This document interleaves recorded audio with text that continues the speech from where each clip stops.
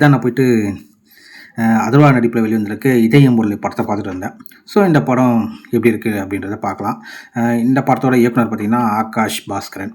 So இதோட கதை என்னன்னு பார்த்தீங்கன்னா, அதர்வாவுக்கு இந்தியாவில் திருமணம். அதனால் யூஎஸ்லேருந்து இந்தியாவுக்கு ஃப்ரெண்ட்ஸ் எல்லாம் சேர்ந்து ஒன்றா வராங்க. அப்போது ஃப்ளைட்டில் ஃபகத் ஃபாசில் இருக்கார். ஸோ அவர்கிட்ட அந்த ஃப்ரெண்ட்ஸ் எல்லாம் வந்து அவருடைய காதல்களை ஃப்ளாஷ்பேக்கை சொல்ல ஆரம்பிக்கிறாங்க.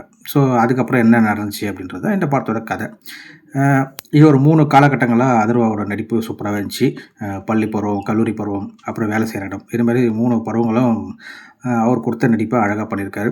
இந்த படத்தில் ஹீரோயின்ஸ் பார்த்திங்கன்னா மொத்தம் 3 பேர். இதில் பார்த்திங்கன்னா 2 பேர் வந்து பிரீத்தி முகுந்தனும் கயல் லோகரும். ஸோ இவங்களோட 2 பேரோட பர்ஃபார்மன்ஸுமே நல்லாவே இருந்துச்சு. பரிதாபங்களில் வர சுதாகர், டிராவிட், ரக்ஷன், இதுமாரி நிறைய பேர் இருக்காங்க. அவங்களோட காமெடிஸு வந்து ஒர்க் அவுட் ஆகிருக்கு. நிறைய படத்தில் நிறையவே காமெடிஸ் ஒர்க் அவுட் ஆகிருக்கு. அதுவும் ஃபகத் ஃபாசில் அவரோட வர இடம்லாமே வந்து அவரோட பர்ஃபார்மன்ஸ் ஆகட்டும், அவரோட ஃபன் ஆகட்டும் எல்லாமே சூப்பராக தேட்டர் வந்து சிரிக்குது. ஸோ அந்தளவுக்கு சூப்பராக பண்ணியிருக்காங்க. இந்த படத்துக்கு இசையமைச்சது பார்த்திங்கன்னா தமன்.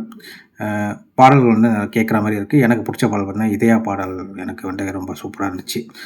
பாடல் ஓரளவுக்கு படத்தோடு பார்க்க சொல்ல பாடல் கேட்குற மாதிரி நல்லாவே இருந்துச்சு. சினிமாட்டோகிராஃபி நல்லாவே இருந்துச்சு. பார்க்க விஷுவலாக பார்க்க சூப்பராகவே அவ்வளோ அழகாக இருந்துச்சு. மைனஸ் என்ன அப்படின்னு பார்த்தீங்கன்னா, இந்த படத்தோட டியூரேஷன் கிட்டத்தட்ட ஒரு 2 ஹவர் 50 நிமிஷம் இந்த படம் ஓடுது. தேவையில்லாத சீன்ஸ் ஃபஸ்ட் ஹாஃப்லேயும் இருக்குது, செகண்ட் ஹாஃப்லேயும் தேவையில்லாத சீன்ஸ் இருக்குது. இந்த படத்தில் பார்த்தீங்கன்னா ஒரு 1 ஹவர் 1.25 மணி நேரம் படம் வந்து சூப்பராக கொண்டு போயிருக்காங்க. மிச்சம் இருக்கிற சீன்ஸ்லாம் அன்வான்ட் சீன்ஸு. ஸோ அதனாலே நம்மளுக்கு வந்து ஒரு லேகிங் ரொம்ப இருக்குது. ஸோ இதனாலே படத்தை வந்து நம்மளுக்கு அந்தளவுக்கு ரசிக்க முடியல. ஸோ மொத்தத்தில் இந்த படம் எப்படி இருக்குது அப்படின்னு பார்த்தீங்கன்னா, ரொம்ப சூப்பர்னு சொல்ல முடியாது, ரொம்ப மொக்கைன்னு சொல்ல முடியாது. ஓரளவுக்கு நல்லா ஒரு ஆவரேஜான டீசெண்டான வாட்சபிள்.